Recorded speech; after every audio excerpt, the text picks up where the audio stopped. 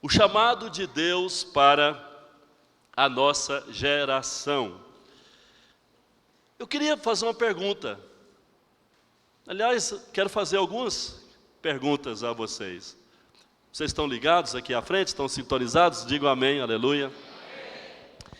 Sob quais perspectivas estamos vivendo nesses dias?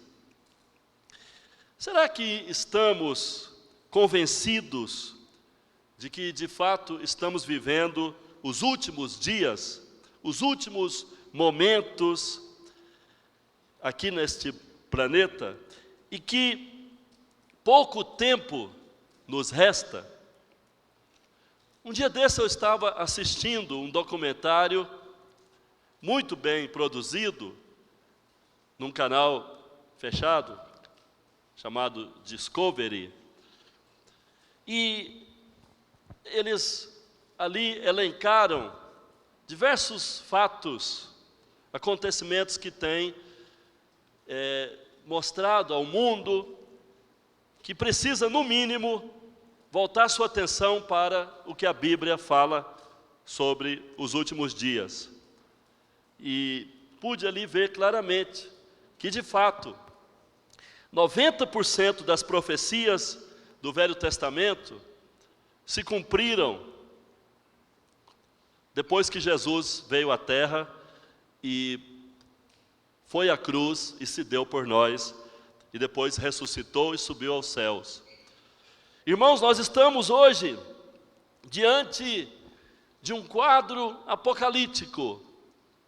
4 selos já foram abertos. Tem muita gente que não está apercebida, como aquelas virgens nécias, imprudentes, que dormiram nesse tempo e não se prepararam para as bodas. Então muitos estão assim também, completamente despercebidos e não têm o azeite sobrando para realmente estar prontos para essa hora decisiva e para o dia do arrebatamento dos vencedores. O quadro de eventos que caracterizam, ou que caracterizarão e impactarão os últimos dias, os dias antecedentes à volta do Senhor Jesus, está claramente se cumprindo um por um diante dos nossos olhos, conforme Mateus 24 e 2 Timóteo capítulo 3. Depois vocês leiam e vejam como tudo está batendo, tudo está cumprindo realmente. Não há como negar, refutar que estamos nos últimos dias, que temos suficientes embasamentos bíblicos para afirmar que a qualquer momento, a qualquer instante, pode ser hoje ainda, o Senhor Jesus Cristo manifestará nos ares ao redor deste planeta e estará envolvido numa nuvem, e de lá ele vai arrebatar a parte da igreja que a Bíblia chama de o filho varão, as primícias ou os vencedores. Aleluia. Diante de todas essas constatações, surge a pergunta que não quer calar: qual é a expectativa, qual a esperança de Deus? O que Deus espera desta última geração da igreja? Para que o Senhor nos tem chamado? Será que você está consciente disso? Eu sei que muitas palavras já foram ministradas e sei que os irmãos estão já impactados e já têm recebido de Deus muitas orientações e despertamentos nesse evento. Mas eu quero chamar sua atenção para um tríplice chamado. Enquanto eu estava meditando e pensando sobre tudo que está acontecendo e sobre a pertinência desse tema que foi proposto para esse congresso, o chamado de Deus para uma geração, então eu descobri um tríplice chamado. Primeiro, o Senhor nos tem chamado para conhecê-lo em intimidade. Diga em voz alta: o Senhor me tem chamado para conhecê-lo em intimidade. Veja bem, o Senhor tem essa expectativa, que nesse tempo nós vamos correr para Ele, vamos correr a Ele, vamos recorrer a Ele, vamos estar buscando a Sua presença até que sejamos íntimos com Ele. Jesus, em Mateus capítulo 7, quando Ele disse para os crentes que não venceram: apartai de mim, que vocês que praticam iniquidades, porque vocês me chamaram de Senhor, mas não fizeram o que eu mandei, o que eu lhes mandei. Ali o Senhor revela algo: nunca vos conheci, nunca vos conheci. Ora, o Senhor conhece todos, mas por que Ele disse nunca vos conheci? Porque existe uma geração de pessoas que está na igreja, mas não conhece a Deus, não tem uma busca, não tem uma vida separada, não tem um momento a sós com Deus diariamente, não se aprofunda em Deus, não conhece a beleza da santidade dele, não se interessa muito por essas coisas e pela pessoa dele. Ora, então, Jesus disse: não conheço, nunca conheci vocês, porque vocês não tiveram interesse de me conhecer. E se eu não pude dar-me a conhecer a vocês em intimidade, também não conheço vocês, porque vocês também não se interessaram em estar diante de mim. Então, nós percebemos que Deus tem essa expectativa, que a nossa geração, sabendo de tudo que se passa nesse mundo, esteja mais voltada para Ele, esteja inteiramente consagrada a Ele. Irmãos, precisamos então ser despertados quanto a isso. Nós vivemos no tempo chamado tempo da graça. Esse é o tempo favorável do Senhor, onde todas as barreiras postas entre Deus e nós e Deus, foram completamente rompidas, quebradas, destruídas. O véu lá do templo se rasgou de alto a baixo. Isso significa o quê? Que Deus mesmo teve a iniciativa, porque o véu se rasgou de alto a baixo, não foi de baixo para cima. Então o Senhor rasgou lá de cima o véu, e Ele disse: agora que o meu filho declarou está consumado, eu não fico mais por sobre a arca, em cima dessa tampa da arca, mas agora eu pularei para fora. E Deus então pulou para fora do tabernáculo, para fora do templo, para fora da arca, para os nossos espíritos. Hoje Deus habita em mim, Deus habita em você, nós somos a morada dEle. Quem diz amém? Aleluia. Então nesse tempo, temos um livre acesso à presença do Pai, temos um caminho completamente desimpedido para chegar à presença do Pai. No entanto, mesmo tendo ciência, mesmo sabendo dessas coisas, nós percebemos que a geração de crentes da atualidade tem posições diferentes em relação ao chamado de Deus, ao chamado para a intimidade, ao chamado para conhecê-lo. E a geração atual se divide em 3 grupos diferentes com relação ao interesse por Deus. Primeiro, nós temos um grupo de pessoas na igreja que acredita em Deus, mas não tem interesse por Ele, não tem interesse de conhecê-lo, simplesmente acreditam que Deus existe. Esse grupo está na igreja por causa da salvação, o livramento do inferno. Deus já me salvou, Ele já me livrou do inferno, então isso basta. Então há muita gente assim hoje em dia, que apenas se preocupa em ocupar um espaço lá em cima no céu.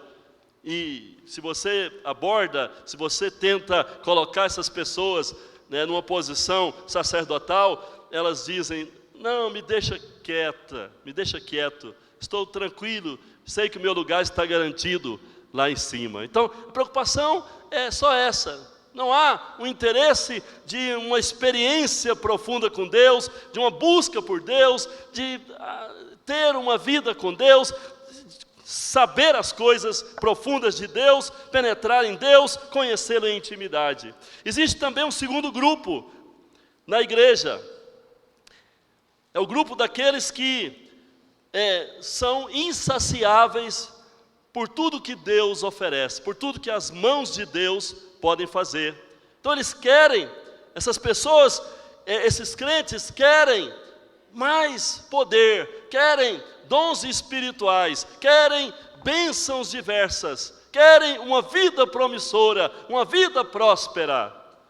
Então eles participam de campanhas, eles correm aqui, correm ali, dão ofertas, mas tudo simplesmente com o interesse de fazer Deus girar em torno deles. Fazer Deus ser para eles uma espécie de guru, né, de Papai Noel, alguém muito bondoso que faça tudo de bom para eles. Eles querem Deus apenas para isso. Eles não têm interesse maior por Deus. Há também um terceiro grupo. É o grupo daqueles que, a exemplo de Moisés, amam a presença de Deus, sabem que Deus é uma pessoa, sabem que Deus tem um coração, que Deus tem uma mente, que Deus tem sentimentos, que Deus tem também a necessidade. Claro que isso é algo que o próprio Deus colocou, Ele mesmo desejou que assim fosse, porque Ele não tem necessidade absoluta de nada. Pensando no aspecto, pensando no lado que Ele é todo poderoso, que Ele é autossuficiente, então Ele não precisa de nada, mas Ele próprio determinou, ao criar o homem, que Ele iria manter uma relação com o homem, uma amizade com o homem, e que gostaria de ter o homem, e que isso para Ele se tornaria uma espécie de necessidade, né? De estar com o homem, de se dar a conhecer e de ter uma cumplicidade com o homem. Isso Ele mostrou lá no Gênesis, mostrou lá no início, quando revelou a Adão os seus propósitos eternos. Irmãos, então, existe um grupo de pessoas, eu acredito que estou diante desse grupo aqui nessa noite, que tem o interesse por Deus, que deseja conhecer a Deus, que está disposto a renunciar tudo para conhecer a Deus, porque quer a Deus mais do que qualquer coisa que Ele possa oferecer. Quem diz amém? Aleluia. A Bíblia mostra que isto é um grande privilégio. Esse grupo que tem fome por Deus entende o grandioso privilégio de desfrutar dele, de buscá-lo insistentemente até encontrá-lo. Esses são caçadores de Deus e já tiveram a revelação de que a vida cristã não consiste apenas em ajuntar coisas, em possuir coisas e ser próspero aqui na terra. Já entendeu? Esse grupo já tem revelação que a vida cristã se trata de um relacionamento pessoal, aberto, sincero e vivo e permanente com Cristo ressuscitado. Quem diz amém? Aleluia. A Bíblia registra lá em Êxodo que houve um momento lá no deserto em que o Senhor revelou a toda uma geração de israelitas, cerca de 3 milhões de pessoas que Ele libertou do Egito, tirou do Egito, que o seu propósito era fazê-los ministros, fazê-las ministras. Ou seja, Deus falou àquela gente, falou àquele povo, aqueles israelitas: eu quero que vocês sejam para mim sacerdotes, que vocês tenham acesso a mim, que vocês venham a mim ministrar o meu coração. Eu quero que vocês sejam minha nação de sacerdotes. E Deus então revelou claramente isso lá em Êxodo capítulo 19. Quero que você abra a sua Bíblia, Êxodo capítulo 19. Veja aí, no versículo 3 de Êxodo.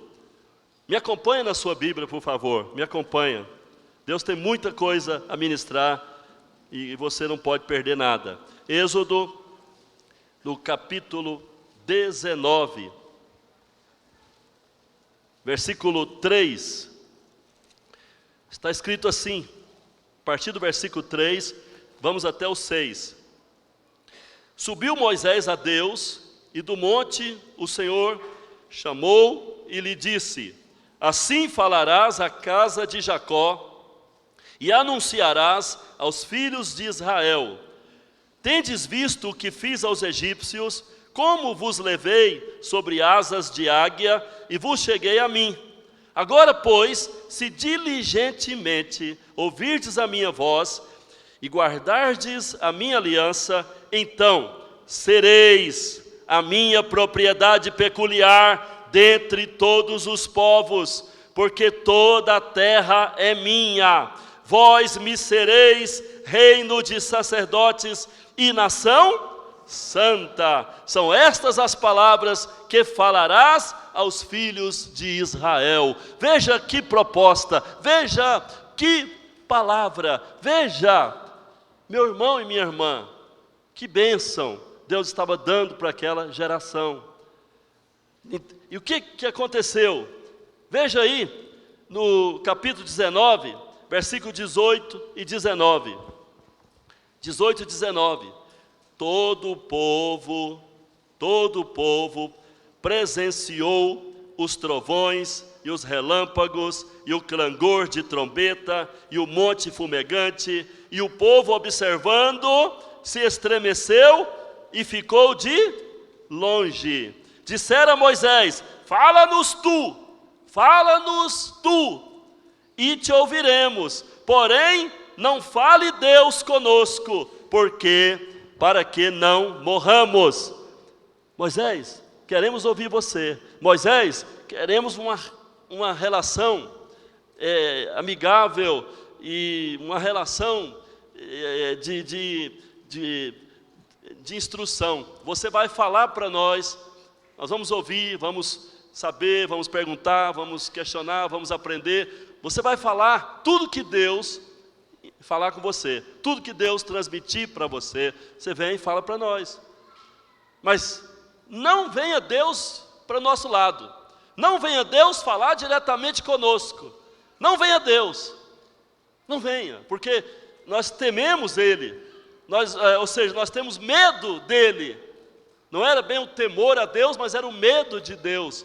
E aquela gente não queria conhecer a Deus, não queria aproximar de Deus, e Deus já tinha falado que faria aquele povo chegar a Ele, daria a eles condições para que chegassem e pudessem desfrutar dEle, conhecê-lo em intimidade. Mas aquela geração passou a vez, não quis.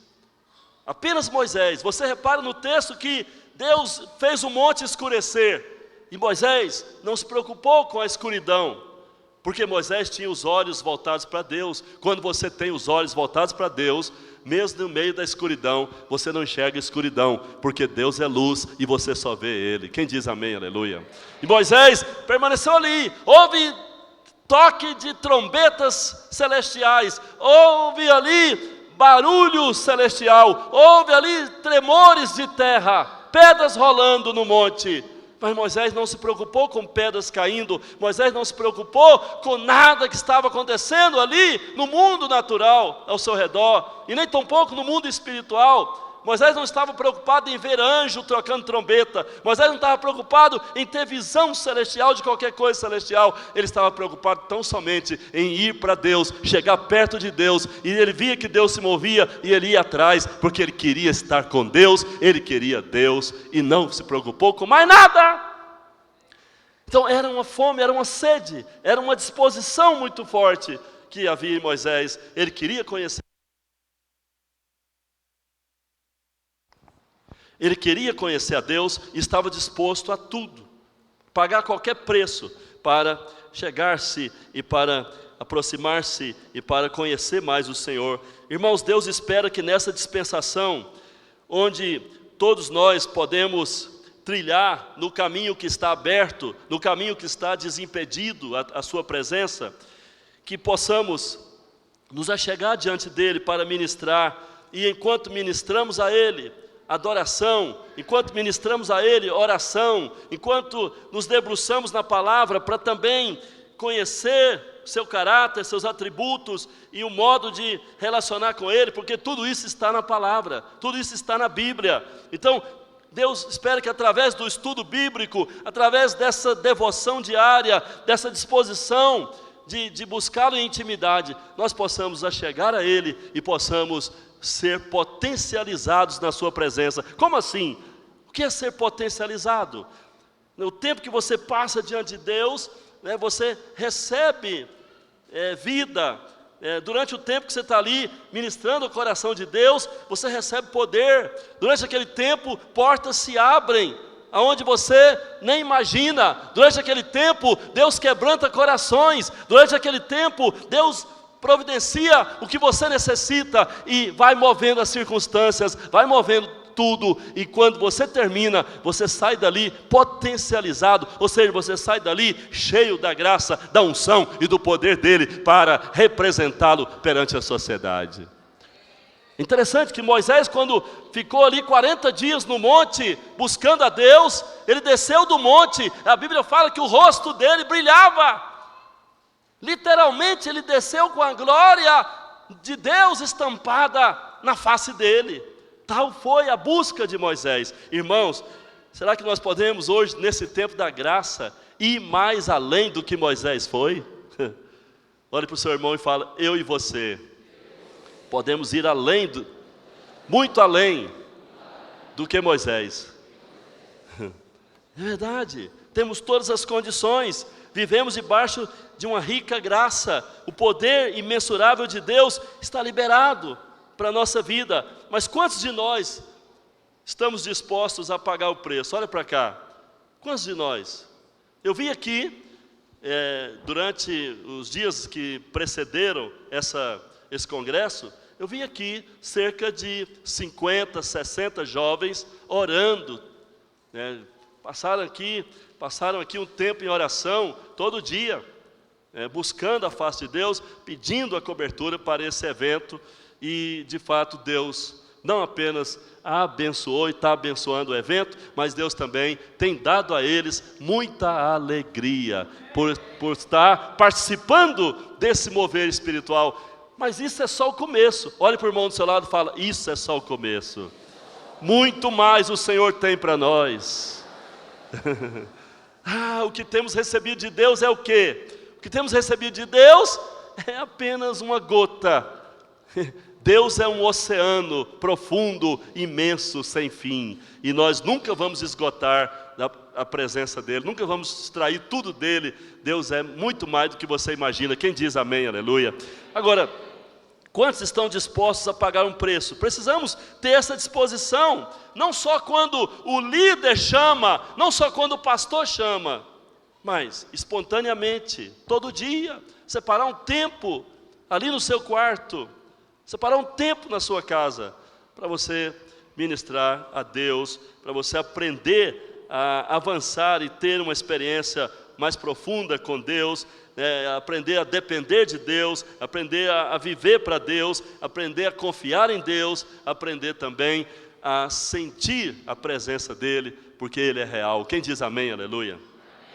Em segundo lugar, Deus nos chama, Ele tem nos chamado para sustentar o testemunho do estilo de vida cristão. A verdade é que é estilo de vida cristão, certo? Cristão, porque a palavra cristão ali se refere ao estilo. Então, testemunho do estilo de vida cristão em meio a uma sociedade corrompida pelo pecado. A sociedade na qual estamos inseridos, ela é depravada. A sociedade na qual eu e você estamos hoje vivendo, ela é promíscua, ela é contaminada por todo tipo de iniquidades. A sociedade hoje, ela não tem escrúpulo, ela não tem qualquer cuidado em ofender a Deus, em se referir a Deus de maneira pejorativa, de maneira crítica. A sociedade hoje afronta a Deus de muitas formas. Nós vivemos num contexto de muita maldade, de muita permissividade. A geração atual está debaixo de trevas densas. E nós temos um chamado de Deus nesse tempo. Qual é o chamado? O chamado de Deus é para sustentar um testemunho, sustentar o testemunho do estilo de vida cristão. Você já pensou nisso? Que você precisa fazer valer o seu estilo de vida cristão, por onde você for.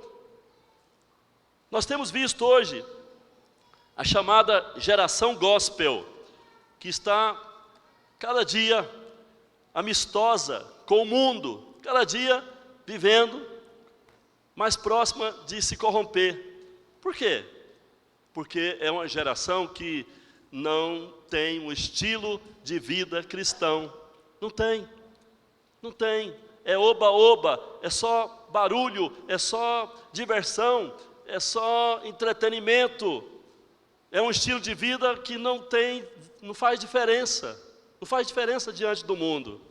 Então nós precisamos entender a chamada de Deus, o chamado de Deus para nós, nesse tempo.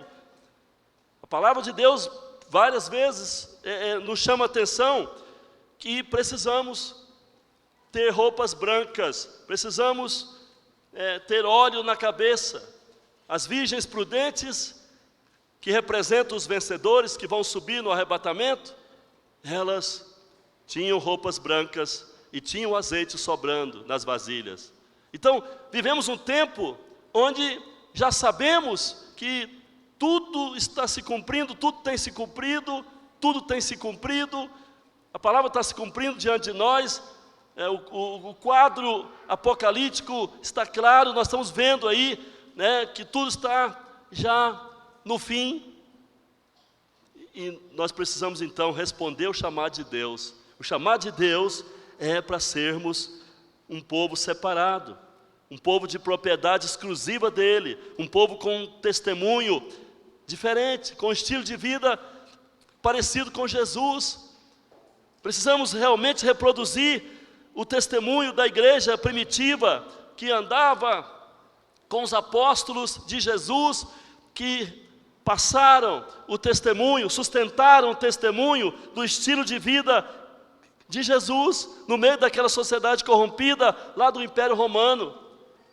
E a igreja assimilou aquilo, e a Bíblia mostra que havia simpatia, ou seja, o povo de fora simpatizava com o estilo de vida dos cristãos. Hoje em dia, essa geração gospel está fazendo o contrário, está se simpatizando com as coisas do mundo e querendo se identificar com o mundo a partir disso, a partir do estilo de vida do próprio mundo. Mas o Senhor tem nos chamado para fora do mundo. Nós não somos mais do mundo, nós temos uma vida diferente. E Jesus chegou a dizer que nós temos a missão de ser luz e ser sal diante da sociedade.